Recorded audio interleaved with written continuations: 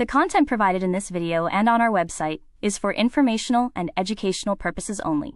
It is not intended as, and translates to, legal advice, professional instruction, OR management direction. CamWise is not acting as your legal counsel, OR assuming liability for actions taken based on this content.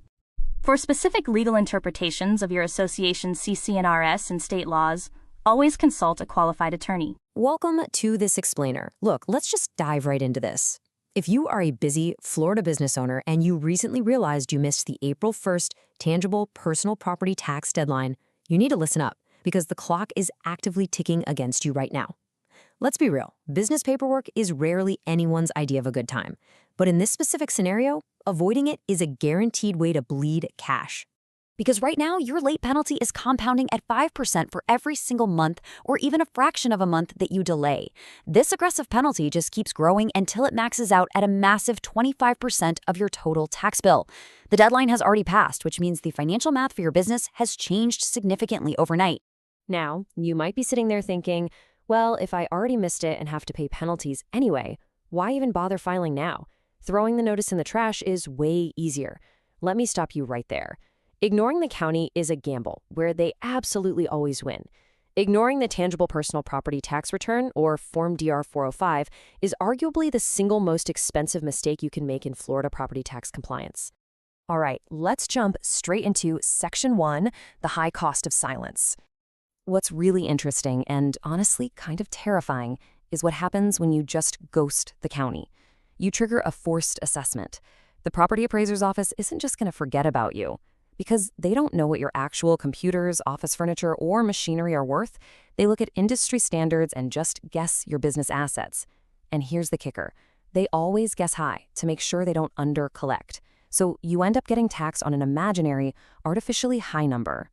So it boils down to a pretty stark choice here. On one side, you have late filing savings.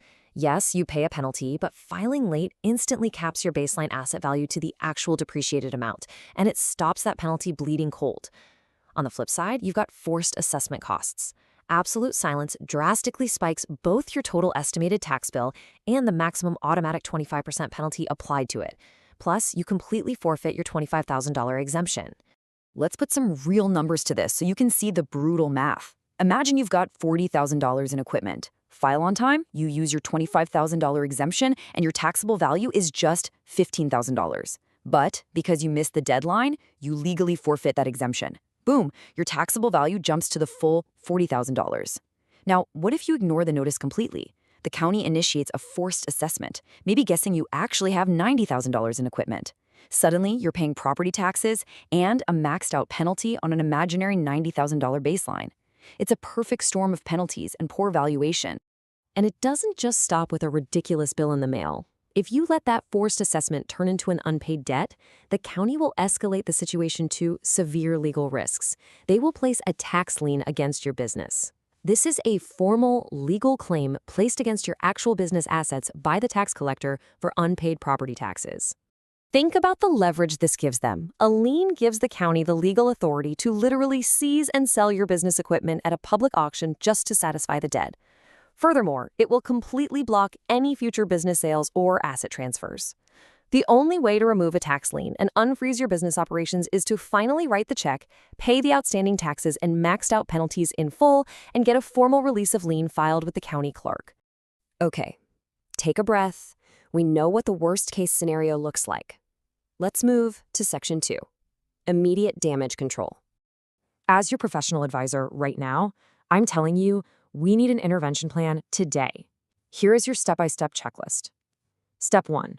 You must prioritize filing Form DR 405 right now, like today. This is the absolute first action you have to take to stop that 5% monthly penalty growth and block the county from inventing an assessment. Download the form, apply your depreciations, and submit it to the county property appraiser immediately. Do not wait for a perfect moment. Now, when you fill out that form, whatever you do not just list the original purchase price you paid for your assets. Florida actually allows you to apply age-based life cycle depreciation tables. Accurately applying these tables drastically lowers your reported asset value.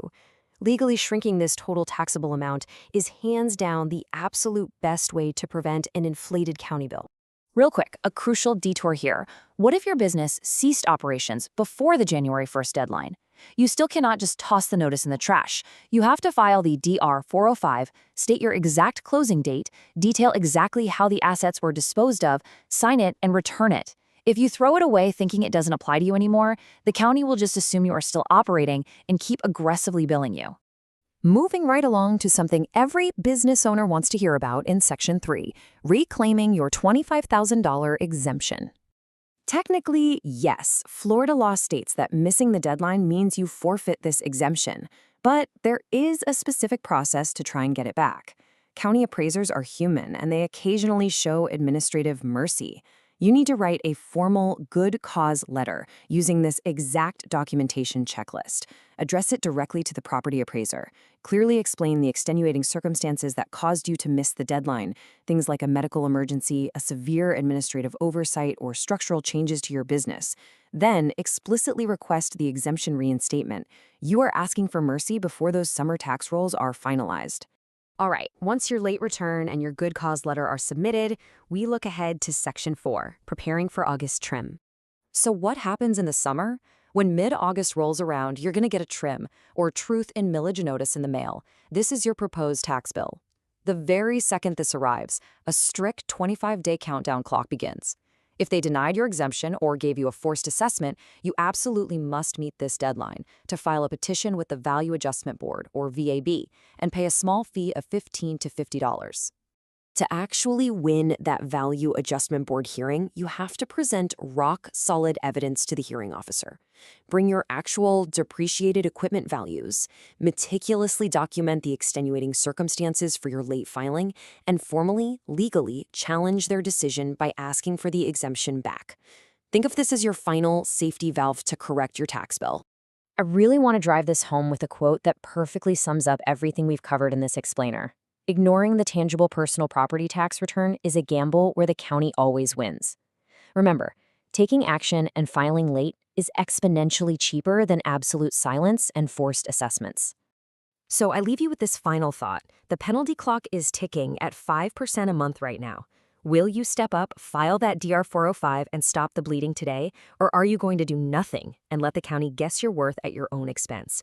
You now have the exact roadmap to control the damage, but the ultimate cost of this entire mistake, that depends completely on how fast you act from this exact moment forward.